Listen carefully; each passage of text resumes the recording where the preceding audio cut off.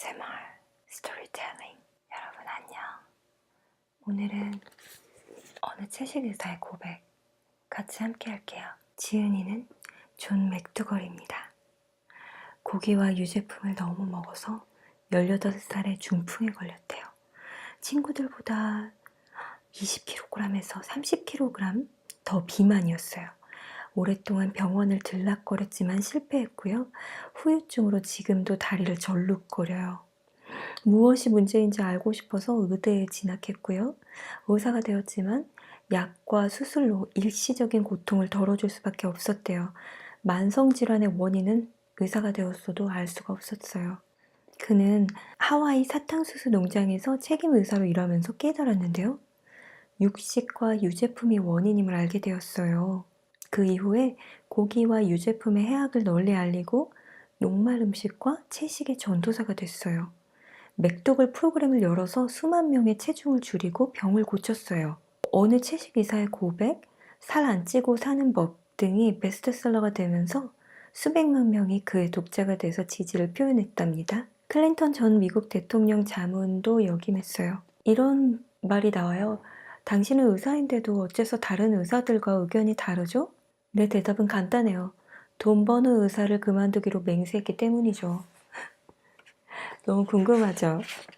추천사 한번 볼게요. 존 맥도걸 박사는 비만에서 탈출하는 법과 각종 만성질환에서 벗어나는 법을 가르쳐주는 보기 드문 의사입니다. 어느 채식 의사의 고백을 읽으면서 제가 하고 싶은 이야기, 제가 환자들에게 들려주고 싶은 이야기를 맥도걸 박사가 대신해서 말하고 있다는 강렬한 느낌을 받았어요. 나와 같은 생각을 하는 의사를 만나는 것도 쉽지 않은데 지구 반대편에서 나와 똑같은 이야기를 하고 있다니 놀랍기만 합니다.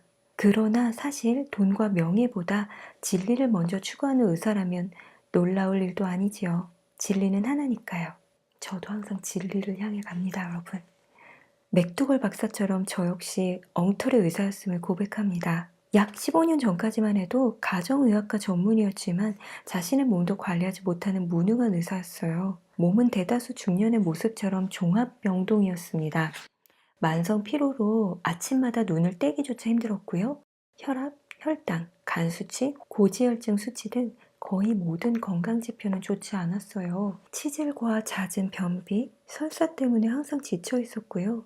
대장 용종을 떼어냈고 주기적으로 추적 검사를 받으라는 충고도 받았어요. 손발은 늘 뜨거웠고 땀을 많이 흘렸으며 등과 엉덩이 전체에 여드름이 뒤덮여 있었습니다. 몸도 비대해졌고요.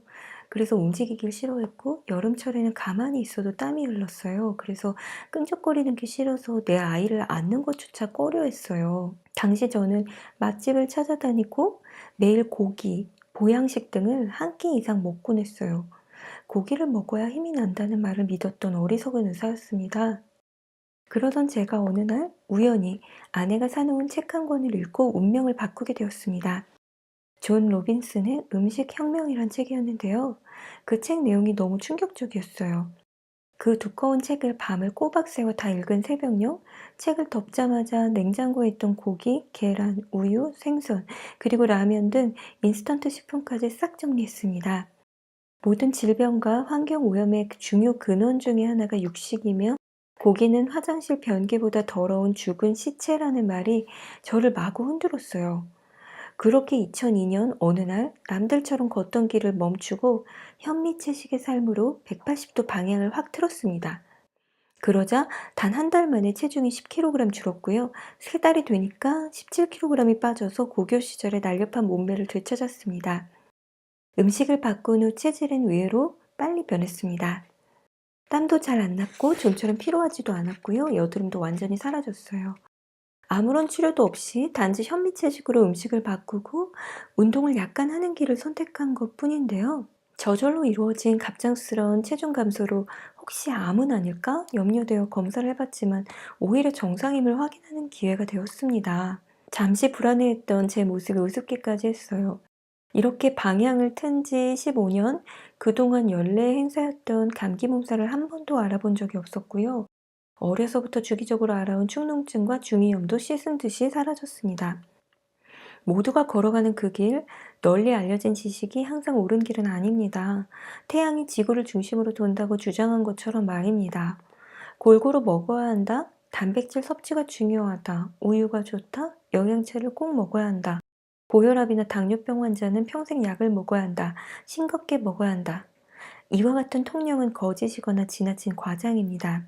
현대 한국인의 육식 섭취량은 20년에서 30년 전에 비해 약 6배에서 7배 증가했어요.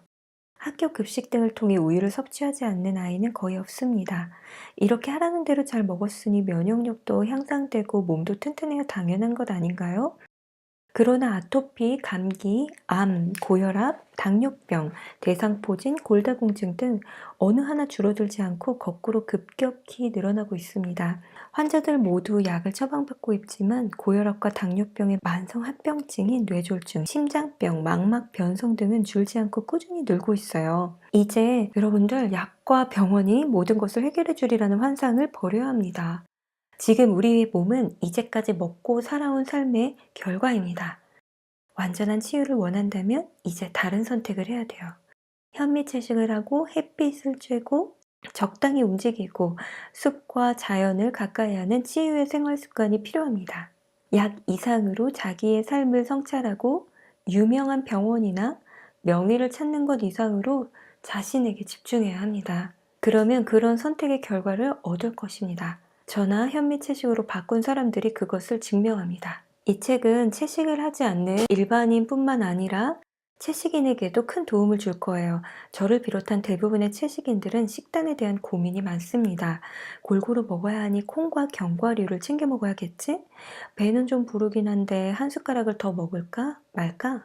이런저런 고민이 많아요. 기존 영양학에 세뇌된 지식이 남아있어서 영양이 부족할까 봐 걱정을 하고 더 먹으면 살찔 것 같은 사소한 걱정도 하게 됩니다. 그런데 이 책은요, 이런 걱정까지 날려보내줘요. 살을 찌게 하는 주범이 육식이며 육식주의 잔재라고 해요. 단백질 보충을 위해 콩 음식을 먹어야 되고 오메가3를 위해 견과류를 꼭 챙겨 먹어야 한다는 논리는 허구이며 육식주의의 연장선이라는 사실을 풍부한 사례를 들어서 논리적으로 설명하고 있습니다. 소식은 무조건 옳습니다. 그러나 동시에 배고픈 다이어트도 무조건 실패합니다. 면역력을 올려야 하는 환자가 아니라면 육식을 끊고 채소와 현미밥을 배불리 드세요. 콩이나 견과류를 따로 안 챙겨 먹었지만 살이 쭉쭉 빠지고 체력이 살아오르던 채식 초기에 저 자신이 그것을 증명합니다. 이 책을 읽으면서 참으로 시원함을 느꼈어요. 육식이 정당하고 필요하다는 주장은 육식주의를 퍼뜨리는 관련 산업들, 낙농업자들, 낙농축산업자, 그리고 가공업자, 제약회사, 농약회사, GMO 회사 이런 회사들의 탐욕을 정당화시켜줍니다. 이 책은 그 주장들이 거짓되고 과장되고 때로는 조작임을 통쾌하게 드러내주고 있어요. 네, 여러분들이 이 책의 풍부한 사례를 통해서 기존의 건강상식이 얼마나 어처구니 없었던가를 깨닫게 될 것입니다. 생각과 행동의 변화를 이끌어줄 거예요. 여러분에게 날씬함과 건강으로 안내하는 지침서가 되리라 확신합니다. 임동규 님이 추천사를 썼는데요. 내 몸이 최고의 의사다. 저자분이세요. 감수자의 글도 읽어보면 우리에게 좀 많은 의미를 선사하는데요. 감수자 이의철님입니다. 베지닥터 사무국장으로 일하고 있고요. 직업 환경의학 전문이라고 합니다. 저는요 2014년 존 맥두걸의 The Starch Solution이 어느 채식의사의 고백이라는 이름으로 번역되어 나왔을 때 가슴이 두근거렸어요. 특히 이 맥두걸이요. 나는 결코 의학산업에 어떠한 경제적인 지원을 받지 않기로 맹세했기 때문입니다. 나는 오직 내 환자들을 돌보고 고통과 질병으로부터 보호하며 사람을 죽이는 수술과 약물 처방을 하지 않기로 맹세했기 때문입니다. 라고 고백을 한 그 부분. 네, 바로 그 부분이 이 감수자분의 가슴을 더욱 벅차게 만들었대요. 이 문구를 이 감수자님께서 페이스북에 공유했을 때 주변 사람들은 이분의 맹세인 줄 알고 선생님 멋져요 라는 댓글을 달았대요. 자기도 그런 분야에서 계속 노력을 해왔다고 합니다. 그리고 지금도 맥독을 하면 이 맹세가 가장 먼저 떠오르신대요. 하지만 유감스럽게도요. 한국의 출판 환경과 건강 환경은 날로 악화되고 있어요. 건강 분야 출판 시장에서는 진지한 내용의 책을 찾아보기는 힘들고요. 단편적인 현상만을 부각시키면서 사람들을 불건강의 길로 안내하는 책들이 유행하고 있죠. 대표적인 것이 탄수화물은 독이다. 밥을 끊어라. 탄수화물이 뇌를 망가뜨린다고 주장을 하는 각종 버전의 저탄수화물, 고단백, 고지방 다이어트 책들이에요. 이런 책들의 주장이 터무니없으면 1970년대까지 한국인들이 전체 칼로리의 80%에서 90%를 탄수화물에서 섭취했는데도 불구하고 날씬하고 만성질환이 없었다는 사실로 증명되지 않나요? 그럼에도 이런 현상은 각종 매체에서 유행하는 먹방에 의해서 더욱 증폭되고 있어요. 먹방은 기름지고 달고 짜고 매운 음식들을 찬양하고 있죠. 그리고 출연자들은 이런 맛이 진정한 맛인 듯 온갖 황홀한 표정을 지어요. 누구나 이런 음식을 먹을 때 출연자와 같은 반응을 보여야 한다는 듯이 말이죠. 그 결과 이렇게 그 기름진 음식을 먹더라도 살을 뺄 수 있다고 주장하는 책들이 출판 시장에서 활기를 치고 있어요.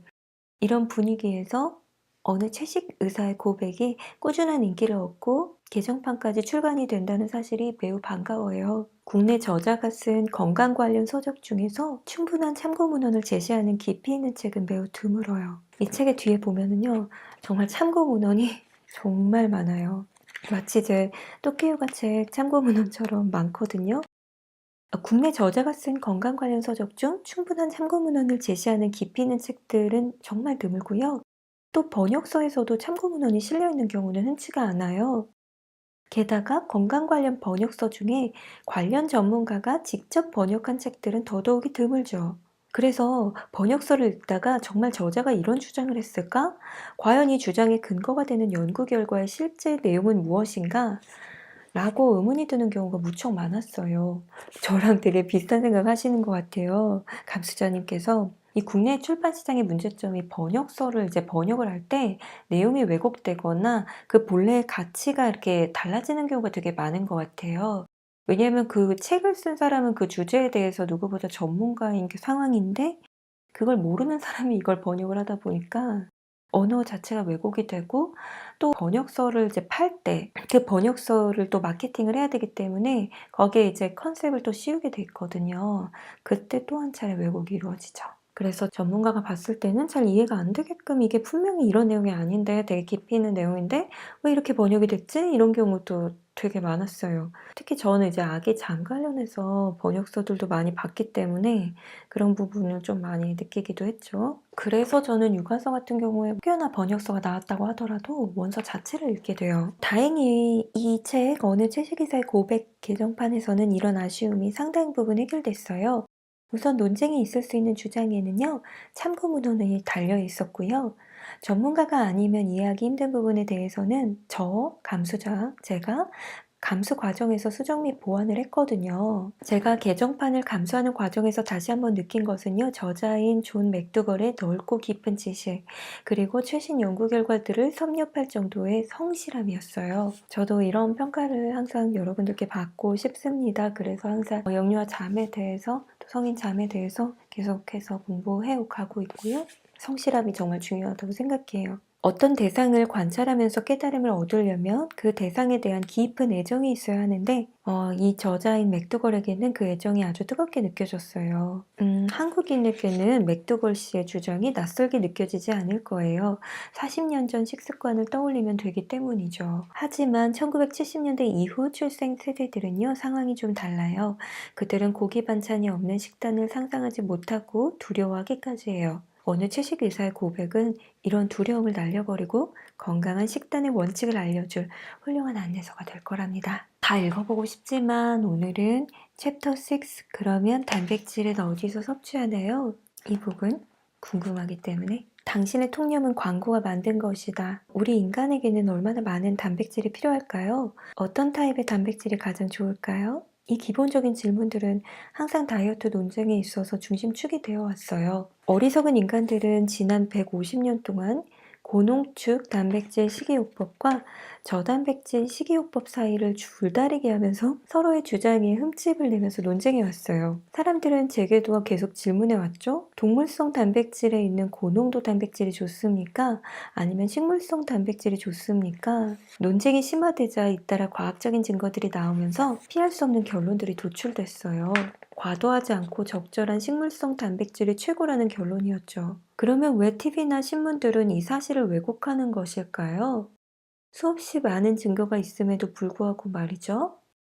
육류와 치즈를 판매하는 식품 산업계는 고농축 단백질의 이득에 대해 강한 신념을 갖도록 투자를 아끼지 않고 있답니다. 업계의 지원 사격을 받는 유명인들도 그런 허위 사실을 전파하는 나팔수로 이용되고 있어요. TV와 신문과 같은 매체들은 식품업계의 광고를 먹고 자라는 나무와 같거든요. 광고 없이는 존재 자체가 불가능하기 때문이죠. 대중매체는 절대로 광고주의 신념을 배반할 수 없답니다. 당신이 좋아하는 육류와 육아용품의 맛은 본래의 맛이 아니라는 점을 알 필요가 있어요. 네, 이러한 육류가 맛있다고 생각하는 대다수의 사람들도요, 소금이나 설탕, 각종 향신료, 고기의 단조로운 맛을 위장하는 스테이크 소스, 바비큐 소스, 케첩 소스, 이런 것들이 없다면 그렇게까지 좋아하지는 않을 거랍니다. 음식을 더 맛있게 하는 이런 양념뿐만 아니라 동물성 단백질에 대한 인간의 식욕은 소고기, 돼지고기, 닭고기, 달걀, 우유, 치즈 등의 맛을 계속적으로 확신시키는 거대한 식품 산업계의 수백억 달러 홍보비에 영향을 받은 거예요.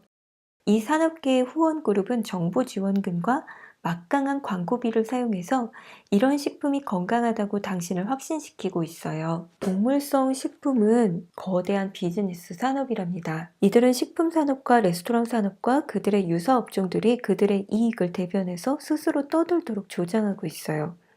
결과적으로 사람들이 그들을 떠나는 것을 불가능하게 만드는 거죠.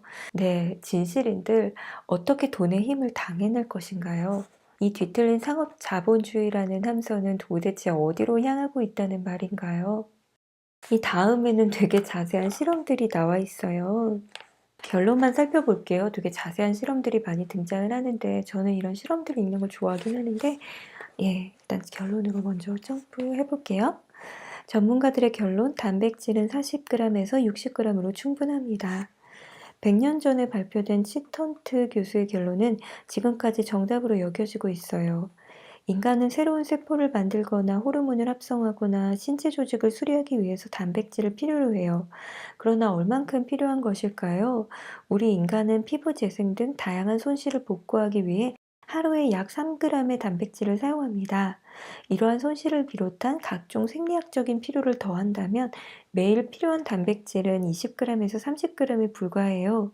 식물성 음식에 포함된 단백질은 이러한 요구를 충분히 만족시켜주고도 남는 것이면 물론입니다. 그러니까 존 맥도걸 씨는 식물성 단백질만으로도 충분하다라고 계속 이야기하고 있어요. 네, 진짜 먹는 게 너무너무 중요한 것 같아요. 건강하지 않은 음식을 먹으면 그날 되게 기분도 불쾌하고 몸 자체가 되게 피로해지거든요. 그럼 여러분 오늘은 여기까지 하고요. 오늘도 여러분들 꿀잠 주무세요. 사랑해요.